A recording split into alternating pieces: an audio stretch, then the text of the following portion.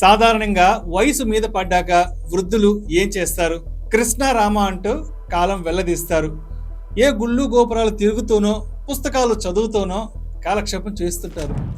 జీవితానికి ఇది చాలనుకుంటారు. కానీ రోషినీదేవి అలాంటి వ్యక్తి కాదండి. 70 ఏళ్ల వయసులోనూ జిమ్లో కసరత్తులు చేస్తుంది. బాడీని ఫిట్గా ఉంచుకుంటుంది. వారంలో 20 గంటల పాటు ఎక్సర్సైజులకు సమయం కేటాయిస్తుంది. అలవోకగా బరువులు ఎత్తేస్తూ ఉంటుంది. ఆమె చేస్తున్న ఫీట్లు చూసి నెటిజన్లు తెగ పొగడేస్తున్నారు. ఢిల్లీకి చెందిన రోషినీదేవికి ఇప్పుడు 70 ఏండ్లు. చాలా ఏండ్ల నుంచి ఆమె కీళ్ళ నొప్పులతో సతమతమవుతోంది. 2 ఏండ్ల కిందట ఊపిరి సలపనంతగా నొప్పులు అధికమయ్యాయి. ఎన్ని మందులు వాడినా ప్రయోజనం లేదనిపించింది. రోషిని కొడుకు అజయ్ సాంగ్వాన్ ఓ జిమ్ ట్రైనర్.